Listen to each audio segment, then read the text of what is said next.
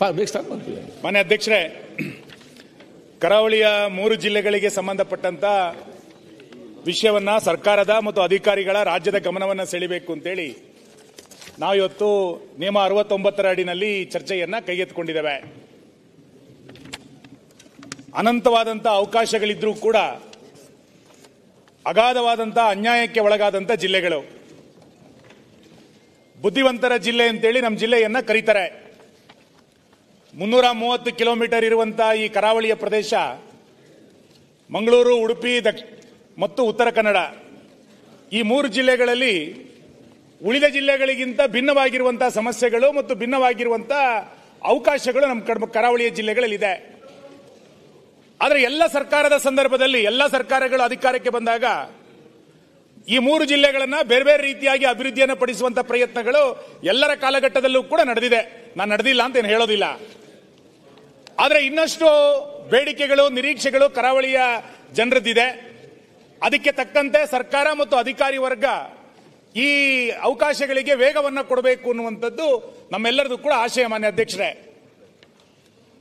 ಕರಾವಳಿಯನ್ನ ಸ್ವರ್ಣಮಯಿ ಕರಾವಳಿಯನ್ನಾಗಿ ಮಾಡಬೇಕು ಅನ್ನುವಂಥದ್ದು ಆ ಭಾಗದ ಜನರ ಬಹಳ ವರ್ಷದ ಕನಸುಗಳು.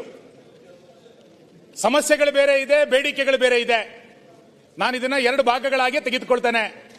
ಕರಾವಳಿಯ ಜಿಲ್ಲೆಯ ಜನ ಯಾವ ರೀತಿಯಾದಂತಹ ಅಭಿವೃದ್ಧಿಯ ಬೇಡಿಕೆಗಳನ್ನ ಕಣ್ಮುಂದೆ ಇಡ್ತಾ ಇದ್ದಾರೆ ಎನ್ನುವಂತ ಭಾವನೆಗಳ ಜೊತೆನಲ್ಲಿ ರಾಜ್ಯದಲ್ಲಿ ಆಗಿರುವಂತಹ ಸುತ್ತೋಲೆಗಳ ಪರಿಣಾಮವಾಗಿ ನಮ್ಮ ಜಿಲ್ಲೆಗಳಲ್ಲಿ ಆಗಿರುವಂತಹ ಸಮಸ್ಯೆಗಳು, ಅದರಿಂದ ಜನಜೀವನದ ಮೇಲೆ ಆಗಿರುವಂತಹ ವ್ಯತ್ಯಾಸಗಳು, ಅಶೋಕ್, ಇದೆಲ್ಲದನ್ನು ಕೂಡ ಇವತ್ತು ಈ ಸದನದ ಮುಖಾಂತರ ನಮ್ಮೆಲ್ಲ ಶಾಸಕರು ಸರ್ಕಾರದ ಗಮನವನ್ನು ಸೆಳೆಯಬೇಕು ಅಂತ ನಾವು ಅನ್ಕೊಂಡಿರುವಂತದ್ದು.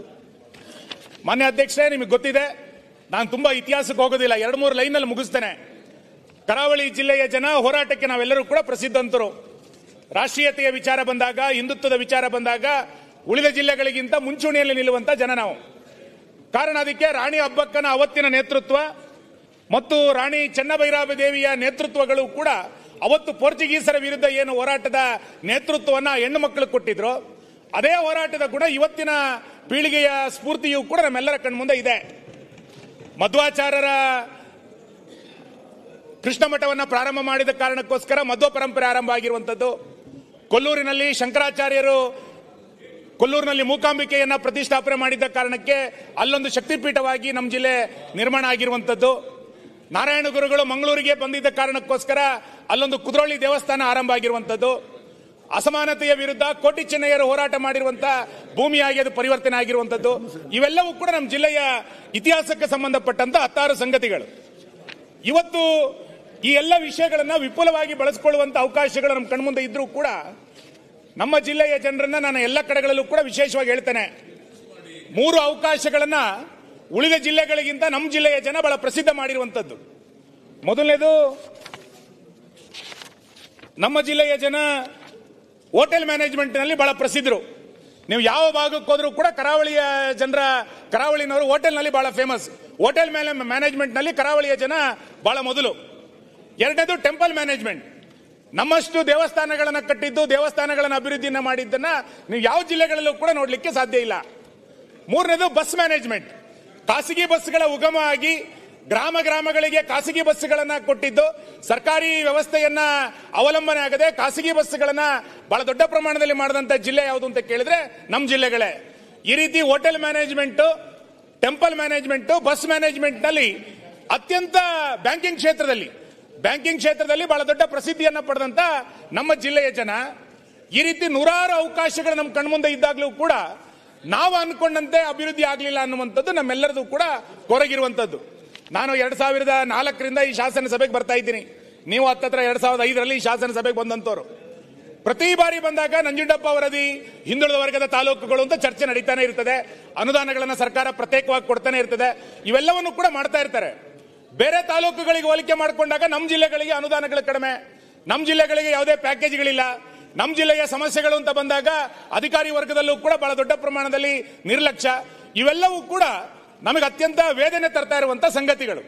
ನಾನು ನಿಮಗೂ ಗೊತ್ತಿದ್ದಂತೆ ನಾನು ಸರ್ಕಾರವನ್ನ ಗಮನ ಸೆಳೆಯುವಂಥದ್ದು, ನೀವು ನಮ್ಮ ಕ್ಷೇತ್ರಕ್ಕೆ ಯಾವತ್ತು ಬಂದರೂ ಕೂಡ, ನಮ್ಮ ಕ್ಷೇತ್ರ ಅಲ್ಲ, ಇಡೀ 2 ಜಿಲ್ಲೆಗೆ ಎಲ್ಲಿ ಬಂದಾಗ್ಲೂ ಕೂಡ ಸರ್ಕಾರವನ್ನ ಅವಲಂಬನೆ ಮಾಡದೆ ಸರ್ಕಾರಿ ಶಾಲೆಗಳನ್ನ ಅತ್ಯಂತ ದೊಡ್ಡ ಪ್ರಮಾಣದಲ್ಲಿ ಕಟ್ಟದಂತ ಕೀರ್ತಿ ಇದ್ರೆ ನಮ್ಮ ಜಿಲ್ಲೆಯ ಜನರಿಗೆ.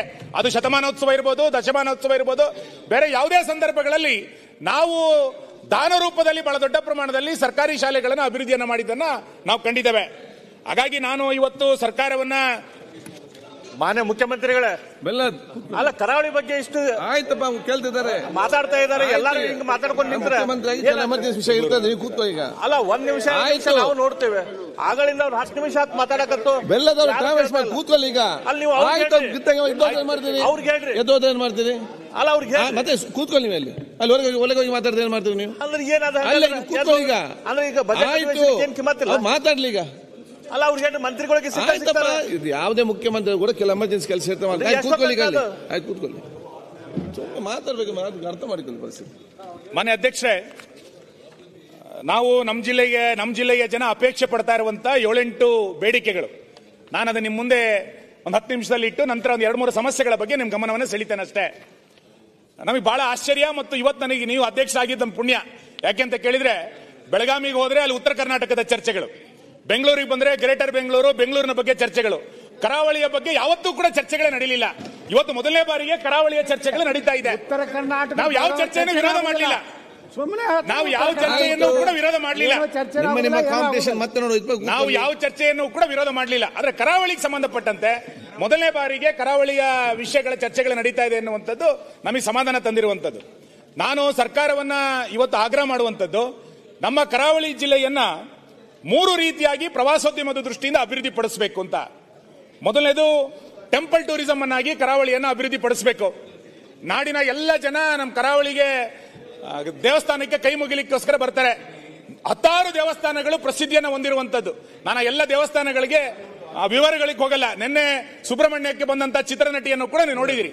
ಬಹಳ ದೊಡ್ಡ ಪ್ರಮಾಣದಲ್ಲಿ ಟೆಂಪಲ್ ಟೂರಿಸಂ ಅನ್ನ ಅದು ಸುಬ್ರಹ್ಮಣ್ಯದಿಂದ ಆರಂಭ ಮಾಡಿ ನೀವು ಉಡುಪಿ, ಕೊಲ್ಲೂರು, ಧರ್ಮಸ್ಥಳವನ್ನ ಮುಂದುವರಿಸಿಕೊಂಡು ಭಟ್ಕಳ, ಇಡಗುಂಜಿಯ ತನಕವೂ ಕೂಡ ಹೋಗಬೇಕಾದಂತ ಅವಕಾಶಗಳು ನಮ್ಮ ಕಣ್ಮುಂದೆ ಇದೆ. ಹಾಗಾಗಿ ಟೆಂಪಲ್ ಟೂರಿಸಂ ಅನ್ನು ಅಭಿವೃದ್ಧಿ ಪಡಿಸಬೇಕು. ಆ ಟೆಂಪಲ್ ಟೂರಿಸಂಗೆ ಬೇಕಾದಂತ ಮೂಲಭೂತ ಸೌಕರ್ಯಗಳನ್ನು ಒದಗಿಸಬೇಕು. ಎರಡನೇದು ಇಕೋ ಟೂರಿಸಂ.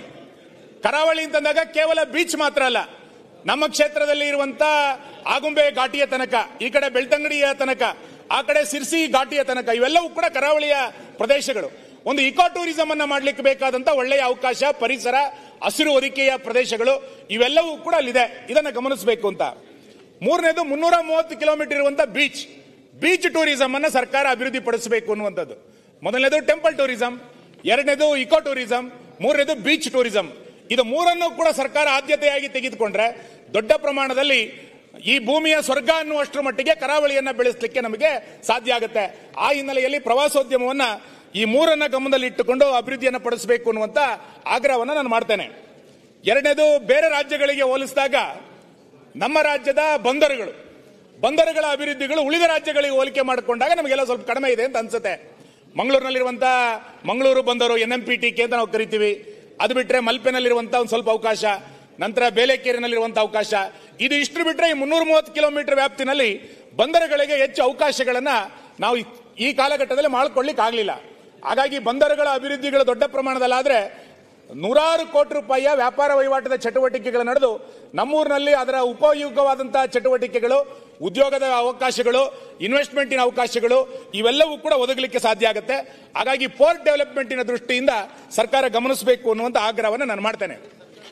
ಮೂರನೇದು, ನಾವು ಕರಾವಳಿಯ ಜನ ಬಹಳ ವಿಶಾಲ ಮನಸ್ಸಿನಿಂದ ಇರುವಂತವ್ರು. ಮಾನ್ಯ ಮುಖ್ಯಮಂತ್ರಿಗಳ ನಾನು 1 ನಿಮಿಷದಲ್ಲಿ ಗಮನ ಸೆಳೀತಾನೆ. ನಾವು ನೇತ್ರಾವತಿ ತಿರುವು ಅಂತ ಬಂದಾಗ, ಎತ್ತಿನ ಹೊಳೆ ಎನ್ನುವಂತ ವಿಷಯಗಳು ಬಂದಾಗ ನಾವು ಕುಡಿಯುವ ನೀರಿನ ಯೋಜನೆ ಎನ್ನುವ ಕಾರಣಕ್ಕೋಸ್ಕರ ನಾವು ಎಲ್ಲೂ ಕೂಡ ವಿರೋಧ ಮಾಡಲೇ ಇಲ್ಲ. ನಾವು ಕುಡಿಯುವ ನೀರು ಕೋಲಾರಕ್ಕೆ ಹೋಗ್ತಾರೆ, ತುಮಕೂರಿಗೆ ತೆಗೆದುಕೊಂಡು ಹೋಗ್ತಾರೆ ಅಂತಂದ್ರೆ ವಿರೋಧ ಮಾಡಲೇ ಇಲ್ಲ.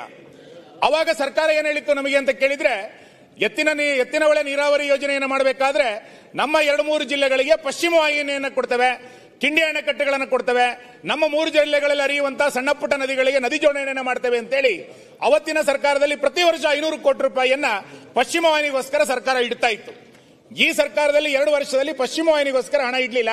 ದಯಮಾಡಿ ಪಶ್ಚಿಮ ವಾಹಿನಿಗೋಸ್ಕರ ಹಣವನ್ನು ಇಡೋದ್ರ ಮುಖಾಂತರ ದೊಡ್ಡ ಪ್ರಮಾಣದಲ್ಲಿ ಕಿಂಡಿ ಅಣೆಕಟ್ಟೆಗಳ ನಿರ್ಮಾಣ ಮಾಡಿ ನಮಗೆ ಮಳೆ ನೀರನ್ನ ಸಂಗ್ರಹಿಸುವಂತ ಆ ಸಂಗ್ರಹಿಸಿದಂತ ನೀರನ್ನ ಎಲ್ಲ ರೀತಿಯಾದಂತಹ ಉಪಯೋಗಕ್ಕೆ ಬಳಸಲಿಕ್ಕೆ ಬೇಕಾದಂತ ಅವಕಾಶಗಳನ್ನು ಕೊಡಬೇಕು ಅಂತೇಳಿ ನಾನು ಪಶ್ಚಿಮ ವಾಹಿನಿಗೆ ಹಣವನ್ನು ಕೊಡಬೇಕು ಅಂತೇಳಿ ಸರ್ಕಾರವನ್ನು ಒತ್ತಾಯಿಸ್ತೇನೆ. ನಾಲ್ಕನೇದು, ಮಾನ್ಯ ಅಧ್ಯಕ್ಷರೇ, ನಮಗೆ ಎಷ್ಟು ಬಿಸಿಲಾಗುತ್ತೋ ಅಷ್ಟೇ ದೊಡ್ಡ ಪ್ರಮಾಣದಲ್ಲಿ ಮಳೆ ಆಗುತ್ತೆ. ನಿಮಗೆ ಗೊತ್ತಿದೆ, ನಮಗೆ ಇತ್ತೀಚಿನ ದಿನಗಳಲ್ಲಿ ಗ್ರಾಮೀಣ ಪ್ರದೇಶದಲ್ಲಿ ಗ್ರಾಮೀಣಾಭಿವೃದ್ಧಿಯಲ್ಲಿ ರಸ್ತೆಗಳು ಎಷ್ಟು ದೊಡ್ಡ ಹಾಳಾಗಿದೆ ಅನ್ನುವಂಥದ್ದು ಎಲ್ಲ ಸಭೆಗಳಲ್ಲೂ ಕೂಡ ಬರ್ತಾ ಇದೆ. ನಾನು ಸುಮ್ಮನೆ ಹೇಳ್ತೇನೆ, 2022ರಲ್ಲಿ 4672 ಮಿಲಿಮೀಟರ್ ಉಡುಪಿ ಜಿಲ್ಲೆನಲ್ಲಿ ಮಳೆ ಆಗಿತ್ತು, 23ರಲ್ಲಿ 3500 ಆಗಿತ್ತು, 24ರಲ್ಲಿ 5260 ಮಿಲಿಮೀಟರ್ ಉಡುಪಿ ಜಿಲ್ಲೆನಲ್ಲಿ ಮಳೆ ಆಗಿದೆ. ದಕ್ಷಿಣ ಕನ್ನಡ ಜಿಲ್ಲೆನಲ್ಲಿ 22ರಲ್ಲಿ 4383, 23ರಲ್ಲಿ 3824, 24ರಲ್ಲಿ 5880 ಮಿಲಿಮೀಟರ್ ಮಳೆ ಆಗಿದೆ. ಇಷ್ಟು ದೊಡ್ಡ ಪ್ರಮಾಣದಲ್ಲಿ ಮಳೆ ಆದಾಗ ಅಲ್ಲಿಯ ಭೌಗೋಳಿಕ ಪರಿಸರದ ಕಾರಣಕ್ಕೆ ಎಲ್ಲ ರಸ್ತೆಗಳು ಕೂಡ ಕೊಚ್ಕೊಂಡು ಹೋಗಿದೆ.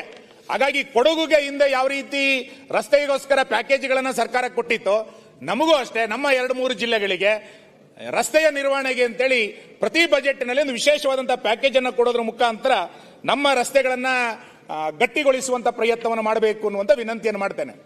ನಾವು ಪ್ರತಿ ಬಾರಿ ಅಧಿವೇಶನದಲ್ಲಿ ಅಥವಾ ಮೀಟಿಂಗ್ಗಳಲ್ಲಿ ಜಗಳ ಮಾಡೋದು ಏನು ಅಂತ ಕೇಳಿದ್ರೆ, ಶಾಲಾ ಕಟ್ಟಡಗಳು, ಹಾಸ್ಟೆಲ್ ಕಟ್ಟಡಗಳು, ಕಚೇರಿಯ ಕಟ್ಟಡಗಳ ವಿನ್ಯಾಸವನ್ನ ಬೆಂಗಳೂರಿನಲ್ಲಿ ಕೂತ್ಕೊಂಡು ಮಾಡಿಬಿಡ್ತಾರೆ. ಆ ವಿನ್ಯಾಸ ನಮ್ಮೂರಿಗೆ ಅಡ್ಜಸ್ಟೇ ಆಗೋದಿಲ್ಲ. ನಮಗಲ್ಲಿ ಬರುವಂತ ವ್ಯಾಪಕವಾದಂತಹ ಮಳೆಯ ಕಾರಣಕ್ಕೆ ಬೆಂಗಳೂರಿನಲ್ಲಿ ಕಟ್ಟುವಂತ ಕಟ್ಟಡಗಳ ವಿನ್ಯಾಸಗಳು ನಮ್ಮ ಜಿಲ್ಲೆಗಳಿಗೆ ಆಗೋದೇ ಇಲ್ಲ. ಹಾಗಾಗಿ ನಮ್ಮ ಜಿಲ್ಲೆಯ ಭೌಗೋಳಿಕ, ಉಪ್ಪು ನೀರು, ಮಳೆಗೆ ಸಂಬಂಧಪಟ್ಟಂತೆ ಗಮನಿಸಿ ನಮ್ಮ ಜಿಲ್ಲೆಗೆ ಬೇಕಾದಂತಹ ವಿನ್ಯಾಸದಲ್ಲಿ ಸರ್ಕಾರಿ ಕಟ್ಟಡಗಳನ್ನು ಕಟ್ಟಲಿಕ್ಕೆ ಬೇಕಾದಂತಹ ವ್ಯವಸ್ಥೆಯನ್ನ ಅಧಿಕಾರಿಗಳು ಮಾಡಬೇಕು. ರಾಜ್ಯದ ಪ್ಯಾಕೇಜು, ರಾಜ್ಯದ ಒಂದೇ ಡಿಸೈನ್ ಅಂತ ಹೇಳ್ಕೊಂಡು ಒಂದೇ ರೀತಿಯಾದಂತಹ ಕಟ್ಟಡಗಳನ್ನು ಸರ್ಕಾರ ಮಾಡ್ಲಿಕ್ಕೆ ಹೊರಟು ಬಿಟ್ಟಿದೆ. ಇನ್ನು ಈ ಬಜೆಟ್ ನಲ್ಲಿ ನಾವು ನಿರೀಕ್ಷೆ ಮಾಡಿದ್ವಿ, ಮಾನ್ಯ ಅಧ್ಯಕ್ಷರೇ, ನಾನು ಕಳೆದ ಬಾರಿ ಅಧಿವೇಶನದಲ್ಲೂ ಕೂಡ ಹೇಳಿದ್ದೆ, ನಮ್ಮ 3 ಜಿಲ್ಲೆಗಳಲ್ಲಿ ಹಾದು ಹೋಗುವಂತ ಕೊಂಕಣ್ ರೈಲ್ವೆ ಅದನ್ನ ಭಾರತೀಯ ರೈಲ್ವೆಗೆ ಸೇರಿಸ್ಬಿಡಿ, ಅದಕ್ಕಿರುವಂತಹ ಕಾನೂನು ತೊಡಕುಗಳ ನಿವಾರಣೆ ಮಾಡಿ ಅದಕ್ಕಿರುವಂತಹ ಶೇರ್ಸ್ಗಳನ್ನ ಭಾರತೀಯ ರೈಲ್ವೆ ಜೊತೆ ವಿಲೀನಗೊಳಿಸಬಿಡಿ ಅಂತ ಹೇಳಿತ್ತು. ಆದರೆ ಗೋವಾ ಮತ್ತು ಮಹಾರಾಷ್ಟ್ರ ಸರ್ಕಾರಗಳು ಆ ಕೊಂಕಣ್ ರೈಲ್ವೆ ಹಾದು ಹೋಗುವಂತ ರೈಲ್ವೆ ಸ್ಟೇಷನ್ಗಳಿಗೆ ರಾಜ್ಯ ಬಜೆಟ್ ನಲ್ಲಿ ಇದನ್ನ ದುಡ್ಡು ಇಟ್ಟು ಅದನ್ನ ಅಭಿವೃದ್ಧಿ ಪಡಿಸುವಂತ ಕೆಲಸ ಕಾರ್ಯಗಳನ್ನು ಮಾಡಿದೆ. ನಾನು ಹಾಗಾಗಿ ಮುಖ್ಯಮಂತ್ರಿಗಳಿಗೆ ವಿನಂತಿ ಮಾಡ್ತೇನೆ, ನಮ್ಮ 3 ಜಿಲ್ಲೆಗಳಲ್ಲಿ ಕೊಂಕಣ್ ರೈಲ್ವೆ ಎಲ್ಲಿ ಹಾದು ಹೋಗ್ತಾ ಇದೆ ಆ ಎಲ್ಲ ರೈಲ್ವೆ ನಿಲ್ದಾಣಗಳನ್ನು ಅಭಿವೃದ್ಧಿ ಪಡಿಸಲಿಕ್ಕೆ ಸರ್ಕಾರ ಒಂದು ವಿಶೇಷವಾದಂತಹ ಗಮನವನ್ನು ಕೊಡಬೇಕು ಅನ್ನುವಂಥ ಆಗ್ರಹವನ್ನು ನಾನು ಮಾಡ್ತೇನೆ. ಇನ್ನು ಸಾಂಸ್ಕೃತಿಕವಾಗಿ ನಾವು ಬಹಳ ಶ್ರೀಮಂತರು ಅಂತ ನಮಗನ್ಸುತ್ತೆ. ಅದು ಯಕ್ಷಗಾನ ಇರ್ಬೋದು, ಹುಲಿ ವೇಷ ಇರ್ಬೋದು, ಕಂಬಳ ಇರ್ಬೋದು, ಇವೆಲ್ಲವೂ ಕೂಡ ನಮ್ಮ ಕರಾವಳಿಯ ಒಂದು ಶ್ರೀಮಂತವಾದಂತಹ ಸಂಸ್ಕೃತಿ. ಇದಕ್ಕೆ ಇನ್ನಷ್ಟು ಪ್ರೋತ್ಸಾಹಗಳು ಬಹಳ ದೊಡ್ಡ ಪ್ರಮಾಣದಲ್ಲಿ ಕೊಡಬೇಕು. ಕಂಬಳಕ್ಕೆ 5 ಲಕ್ಷ ರೂಪಾಯಿಯನ್ನ ಹಿಂದಿನ ಸರ್ಕಾರಗಳು ಕೊಟ್ಟಿತ್ತು, ಪ್ರತಿ ಕಂಬಳಕ್ಕೆ 5 ಲಕ್ಷ ಕೊಡಬೇಕು ಅಂತ. ನಡುವೆ ಸ್ವಲ್ಪ ಕಡಿಮೆ ಆಯ್ತು, ನೀವು ಸ್ವಲ್ಪ ಮುಂದೆ ಬಂದಿದ್ಯಾಕೋ ಸ್ವಲ್ಪ ಇದಾಯ್ತು. ಹಾಗಾಗಿ ಕಂಬಳಕ್ಕೆ 5 ಲಕ್ಷ ರೂಪಾಯಿಯನ್ನ ಎಲ್ಲ ವರ್ಷಗಳು ಕೂಡ ಕೊಡಬೇಕು. ಕಂಬಳದ ಅಭಿವೃದ್ಧಿಯನ್ನು ಮಾಡೋದ್ರ ಮುಖಾಂತರ ನಮ್ಮ ರೈತಾಪಿ ಚಟುವಟಿಕೆಗಳಿಗೆ ಉತ್ತೇಜನವನ್ನು ಕೊಡಬೇಕು, ಯಕ್ಷಗಾನಕ್ಕೆ ಉತ್ತೇಜನವನ್ನು ಕೊಡಬೇಕು, ಹುಲಿ ವೇಷಕ್ಕೆ ಉತ್ತೇಜನವನ್ನು ಕೊಡಬೇಕು ಅನ್ನುವಂಥ ವಿನಂತಿಯನ್ನು ನಾನು ಮಾಡ್ತೇನೆ ಮಾನ್ಯ ಅಧ್ಯಕ್ಷರೇ. ಇನ್ನು ಬೇಡಿಕೆಗೆ ಸಂಬಂಧಪಟ್ಟಂತೆ ಕೊನೆಯದು ನಂದು, ಬಂಟರ ಅಭಿವೃದ್ಧಿ ನಿಗಮವನ್ನ ಸರ್ಕಾರ ಮಾಡುತ್ತೆ ಅಂತೇಳಿ ಸರ್ಕಾರ ಒಪ್ಕೊಂಡಿತ್ತು. ಆದರೆ ಈ ಬಜೆಟ್ ನಲ್ಲಿ ಬಂಟರ ಅಭಿವೃದ್ಧಿ ನಿಗಮವನ್ನು ಮಾಡಲಿಲ್ಲ. ದೊಡ್ಡ ಸಮಾವೇಶದಲ್ಲಿ ಮುಖ್ಯಮಂತ್ರಿಗಳೇ ಒಪ್ಕೊಂಡಿದ್ರು, ನಾವು ಬಂಟರ ಅಭಿವೃದ್ಧಿಯನ್ನು ನಿಗಮ ಮಾಡ್ತೀವಿ ಅಂತೇಳಿ ಪ್ರಣಾಳಿಕೆಯಲ್ಲೂ ಕೂಡ ಹೇಳಿದ್ರು. ಹಾಗಾಗಿ ಬಂಟರ ಅಭಿವೃದ್ಧಿ ನಿಗಮವನ್ನು ಮಾಡೋದ್ರ ಜೊತೆನಲ್ಲಿ ನಾರಾಯಣಗುರು ಅಭಿವೃದ್ಧಿ ನಿಗಮಕ್ಕೆ ನಿಗಮ ಆಗಿದೆ, ಅದಕ್ಕೆ ಹಣವನ್ನ ಕೊಡಲಿಲ್ಲ ಇಲ್ಲಿಯ ತನಕ. 1.5 ವರ್ಷದಲ್ಲಿ ನಿಗಮ ಮಾತ್ರ ಇದೆ, ಹಣ ಬರಲಿಲ್ಲ. ಹಾಗಾಗಿ ನಾರಾಯಣಗುರು ಅಭಿವೃದ್ಧಿ ನಿಗಮಕ್ಕೆ ಅಧ್ಯಕ್ಷ ನೇಮಕ ಮತ್ತು ಹಣ ಬಿಡುಗಡೆ ಮಾಡಬೇಕು ಅನ್ನುವಂತ ಒತ್ತಾಯವನ್ನು ಈ ಸಂದರ್ಭದಲ್ಲಿ ನಾನು ಮಾಡ್ತಾ, ಇನ್ನು 3 ಸಮಸ್ಯೆಗಳು ಮಾನ್ಯ ಅಧ್ಯಕ್ಷರೇ, 3 ಸಮಸ್ಯೆಗಳು ನಾನು ಬಹಳ ಇವತ್ತು ವಿಷಯಕ್ಕೆ ಬಂದಿರ್ತಾರದ. ಅದಕ್ಕೆ ಮೊದಲನೇದು ಏಕವಿನ್ಯಾಸದ ಸಮಸ್ಯೆಗಳು, 9/11 ಸಮಸ್ಯೆ. ಕಳೆದ ಬಾರಿ ಅಧಿವೇಶನದಲ್ಲೂ ಕೂಡ ಇದರ ಬಗ್ಗೆ ಚರ್ಚೆಗಳಾಗಿತ್ತು. ಎಷ್ಟು ಬಾರಿ ಇದನ್ನ ಚರ್ಚೆ ಮಾಡಿದ್ರೂ ಕೂಡ ಸರ್ಕಾರ ಗಮನಿಸ್ತಾ ಇಲ್ಲ ಅನ್ನುವಂತ ನೋವು ನನಗಿವತ್ತು. ಏಕವಿನ್ಯಾಸ 9/11 ಅನ್ನು ತೆಗೆದುಕೊಳ್ಬೇಕಾದ್ರೆ ಎಷ್ಟು ಒದ್ದಾಟವನ್ನ ಕರಾವಳಿ ಜಿಲ್ಲೆಯ ಜನ ನಾವು ಮಾಡ್ತಾ ಇದೀವಿ ಅಂತ. ನಮ್ಮಲ್ಲಿ ತುಂಡು ಭೂಮಿಗಳು ಜಾಸ್ತಿ. ನಾವು 5 ಸೆನ್ಸ್ 10 ಸೆನ್ಸ್ಗಳಲ್ಲಿ ಮನೆ ಕುತ್ಕೋಬೇಕು ಅಂತಂದ್ರೆ ಕನ್ವರ್ಷನ್ ಮಾಡಲಿಕ್ಕೆ ಇವತ್ತು ಅವಕಾಶಗಳಿಲ್ಲ ಅಂತ ಆಗಿದೆ. ಅದಕ್ಕೆ ಪ್ರಾಧಿಕಾರಗಳನ್ನ ಮಾಡಿ ಮತ್ತು ಪ್ರಾಧಿಕಾರವನ್ನ ಮಾಡಿ ಮೊದಲು ಇಲ್ಲಿಯ ತನಕ ಗ್ರಾಮ ಪಂಚಾಯಿತಿಗಳಲ್ಲಿ ಮತ್ತು ತಾಲೂಕ್ ಪಂಚಾಯಿತಿಗಳಿಗಿದ್ದಂತ ಅವಕಾಶವನ್ನ ಪ್ರಾಧಿಕಾರಕ್ಕೆ ತೆಗೆದುಕೊಂಡೋಗಿ ಕೊಟ್ಟು ಎಲ್ಲ ವಿಷಯಗಳನ್ನ ಪ್ರಾಧಿಕಾರದಲ್ಲಿ ಇವತ್ತು ಕನ್ವರ್ಷನ್ ಮಾಡಬೇಕು, 9/11 ಸಮಸ್ಯೆಗಳನ್ನ ಅಲ್ಲಿ ಬಗೆಹರಿಸಿಕೊಳ್ಳಿ ಅಂತ ಹೇಳಿದ ಕಾರಣಕ್ಕೆ ಯಾರೂ ಮನೆ ಕಟ್ಟದಲ್ಲೇ ಇರುವಂತಹ ಪರಿಸ್ಥಿತಿ ಇವತ್ತು ನಮ್ಮ 2 ಜಿಲ್ಲೆಗಳಲ್ಲಿ ಆಗಿದೆ. ನಾನು ಸುಮ್ಮನೆ ನಿಮಗೆ ಮಾಹಿತಿಗೋಸ್ಕರ ಹೇಳ್ತೇನೆ, ಈ ಸರ್ಕಾರದ ಹೊಸ ಆದೇಶ ಬರಲಿಕ್ಕಿಂತ ಮುಂಚೆ ಅಂದ್ರೆ ಜನವರಿ 2023ರಿಂದ ಡಿಸೆಂಬರ್ 23ರ ತನಕ ಏಕವಿನ್ಯಾಸ ನಿವೇಶನಗಳ ಸಂಖ್ಯೆ ನಮ್ಮ ಉಡುಪಿ ಜಿಲ್ಲೆನಲ್ಲಿ 11,693 ಜನರಿಗೆ ನಾವು ಕೊಟ್ಟಿತ್ತು. 11,693 ಜನರಿಗೆ ಈ ಆದೇಶ ಬಂದ ನಂತರ ಎಷ್ಟು ಕೊಟ್ಟಿದ್ದಾರೆ ಅಂತ ಕೇಳಿದ್ರೆ 1008 ಜನರಿಗೆ ಮಾತ್ರ ಕೊಡ್ಲಿಕ್ಕೆ ಆಗಿದೆ. 11,000 ಇಲ್ಲಿಗೆ ಅಂದ್ರೆ ಸುಮಾರು ನಮ್ಗೆ ಯಾವ ಲೆಕ್ಕ ತೆಗೆದುಕೊಂಡ್ರು ಕೂಡ ಒಂದು 10,000 ಜನ ಮನೆ ಕಟ್ಟಲಿಕ್ಕೆ ಅನುಮತಿ ಇಲ್ಲದೆ ಒದ್ದಾಟ ಮಾಡುವಂತ ಪರಿಸ್ಥಿತಿ. ಇದರ ಹಿಂದೆ ಸರ್ಕಾರದ ಬೊಕ್ಕಸಕ್ಕೂ ಕೂಡ ಎಷ್ಟು ನಷ್ಟ ಆಗಿದೆ ಅನ್ನೋದು ನೀವು ಗಮನಿಸ್ತಾ ಇದ್ದೀರಿ. ಯಾವುದೇ ಏಕವಿನ್ಯಾಸ ನಕ್ಷೆಗಳನ್ನು ತೆಗೆದುಕೊಳ್ಳಿಕ್ಕೆ ಕನ್ವರ್ಷನ್ ಮಾಡ್ಕೊಳ್ಳಿಕ್ಕೆ ಆಗದಲ್ಲೇ ಇರುವಂತ ಪರಿಸ್ಥಿತಿ ಇದೆ. ಹಾಗಾಗಿ ಗ್ರಾಮೀಣಾಭಿವೃದ್ಧಿ ಸಚಿವರು, ಕಂದಾಯ ಸಚಿವರು ಮತ್ತು ನಗರಾಭಿವೃದ್ಧಿ ಸಚಿವರು 3 ಜನ ಒಟ್ಟಿಗೊಂದ್ಸರಿ ಕೂತ್ಕೊಂಡು ಇಲಾಖೆ ಒಳಗೆ ನಡೆಯುವಂತ ಹೊಂದಾಣಿಕೆಯನ್ನು ಮಾಡಿಕೊಂಡ್ರೆ ಇದು ಖಂಡಿತ ನಮ್ಮ 2 ಜಿಲ್ಲೆಗೆ ಅನುಕೂಲ ಆಗುತ್ತೆ. ಇಲ್ಲ ಅಂತಂದ್ರೆ ಇವತ್ತು ಕರಪ್ಷನ್ ಅದರಿಂದ ಜಾಸ್ತಿ ಆಗಿರುವಂತದ್ದು, ಮನೆ ಕಟ್ಟಲಿಕ್ಕೆ ಆಗದಲ್ಲೇ ಇರುವಂತ ಪರಿಸ್ಥಿತಿ ನಿರ್ಮಾಣ ಆಗಿರೋದನ್ನು ಕೂಡ ನಾನು ಈ ಸಭೆಯ ಗಮನಕ್ಕೆ ತರ್ತಾ ಇದ್ದೇನೆ ಮಾನ್ಯ ಅಧ್ಯಕ್ಷರೇ. ಸುನಿಲ್, ಎರಡನೇದು ಅಭಯಾರಣ್ಯದಲ್ಲಿರುವಂತಹ ಸಮಸ್ಯೆ ಮಾನ್ಯ ಅಧ್ಯಕ್ಷರೇ, ಬಹಳ ಗಂಭೀರವಾಗಿರುವಂತದ್ದು. ಅಭಯಾರಣ್ಯದಲ್ಲಿರುವಷ್ಟು ಸಮಸ್ಯೆಗಳನ್ನ ನಾವು ಎದುರಿಸ್ತಾ ಇಲ್ಲ. ಕರಾವಳಿಯ ಒಂದು ಸಮಸ್ಯೆ ಮಾತಾಡಲಿಕ್ಕೆ ಪಾಯಿಂಟ್ ಕೊಡಿ. ಎಲ್ಲ ನೀವೇ ಬೇರೆ ಬೇರೆ ಹಂಚ್ಕೊಂಡಿದೀವಿ, ನಮ್ಮಲ್ಲಿ ಹೊಂದಾಣಿಕೆ ಮಾಡ್ಕೊಂಡು ಹಂಚ್ಕೊಂಡಿದ್ದೀವಿ. ಎಲ್ಲ ಸಮಸ್ಯೆ ಬಂದಾಗಿದೆ. ಅಭಯಾರಣ್ಯದಲ್ಲಿರುವಂತಹ ಸಮಸ್ಯೆಗಳು ಮಾನ್ಯ ಅಧ್ಯಕ್ಷರೇ, ನಮ್ಮಲ್ಲಿ ಕರಾವಳಿ ಬೀಚಿನ ಜೊತೆನಲ್ಲಿ ಒಂದು ಕಡೆ ಕುದುರೆಮುಖ ಅಭಯಾರಣ್ಯ, ಇನ್ನೊಂದು ಕಡೆ ಮೂಕಾಂಬಿಕಾ ಅಭಯಾರಣ್ಯ, ಇನ್ನೊಂದು ಕಡೆ ಸೋಮೇಶ್ವರ ಅಭಯಾರಣ್ಯ, 3 ಅಭಯಾರಣ್ಯಗಳನ್ನು ಮಾಡಿಕೊಂಡು ಜನಜೀವನ ಅಸ್ತವ್ಯಸ್ತ ಆಗಿರುವಂತಹ ಪರಿಸ್ಥಿತಿಗಳು. ಕಾಡನ್ನು ರಕ್ಷಣೆ ಮಾಡ್ತಾ ಇರೋರು ನಾವೇ, ಕಾಡಿನಿಂದ ಆಗ್ತಾ ಇರುವಂತಹ ಸಮಸ್ಯೆಗಳನ್ನು ಎದುರಿಸ್ತಾ ಇರೋದು ಕೂಡ ನಾವು ಹಾಗೆ.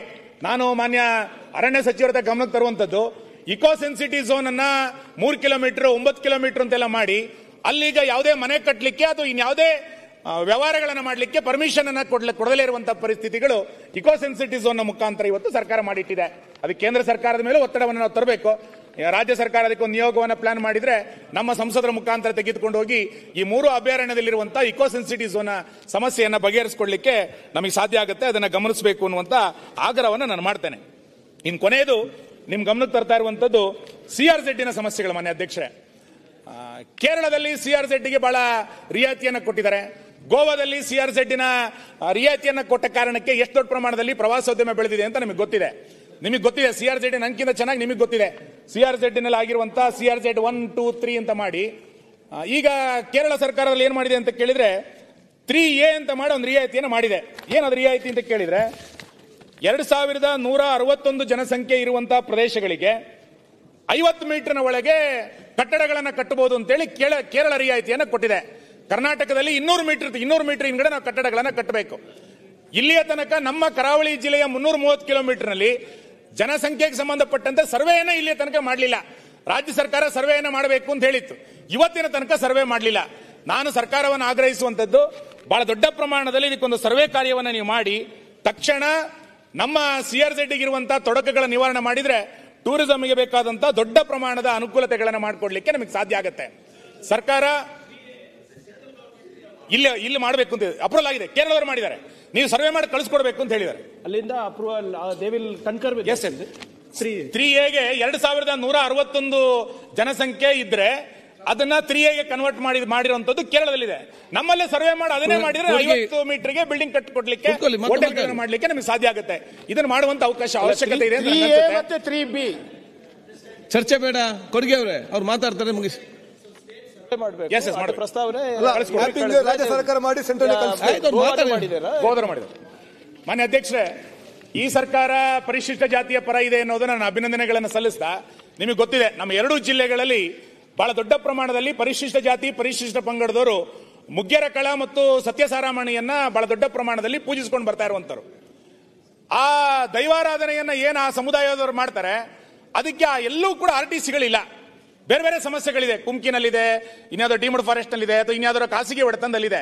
ನಾವು ಅದನ್ನು ಅಭಿವೃದ್ಧಿ ಪಡಿಸಬೇಕು ಅಂತ ಕೇಳಿದ್ರೆ ಯಾವ ಅನುದಾನವನ್ನು ಕೂಡ ಸತ್ಯಸಾರಾಮಣಿ ದೇವಸ್ಥಾನಗಳಿಗೆ ಅಥವಾ ಮುಗ್ಗೆರಕಳದ ದೇವಸ್ಥಾನಗಳಿಗೆ ಹಣವನ್ನು ಕೊಡ್ಲಿಕ್ಕೆ ನಮ್ಮ ಕೈಲಿ ಆಗ್ತಾ ಇಲ್ಲ. ಬೆರಳೆಣಿಕೆಯಲ್ಲಿ ಡಾಕ್ಯುಮೆಂಟ್ಗಳಿದೆ. ಇದನ್ನ ಒಂದು ದೊಡ್ಡ ಪ್ರಮಾಣದಲ್ಲಿ ಅಭಿಯಾನ ಅಂತ ಕಂದಾಯ ಇಲಾಖೆ ತೆಗೆದುಕೊಂಡು ನಮ್ಮ 3 ಜಿಲ್ಲೆಗಳಲ್ಲಿರುವಂತಹ ಮುಗ್ಗೆರಕಳ ಮತ್ತು ಸತ್ಯಸಾರಾಮಣಿ ಸಂಪೂರ್ಣವಾಗಿ ಪರಿಶಿಷ್ಟ ಜಾತಿನವರು ಇರುವಂತವರು ಆ ಭೂಮಿಗಳನ್ನ ಅಭಿವೃದ್ಧಿ ಪಡಿಸಲಿಕ್ಕೆ ರೆಕಾರ್ಡ್ಗಳನ್ನು ಸರಿ ಮಾಡಿಕೊಟ್ರೆ ಬಹಳ ದೊಡ್ಡ ಪ್ರಮಾಣದಲ್ಲಿ ಅನುಕೂಲ ಆಗುತ್ತೆ. ಭಜನಾ ಮಂಡಳಿಗಳು ನಮ್ಮ ಜಿಲ್ಲೆಗಳಲ್ಲಿ ಜಾಸ್ತಿ.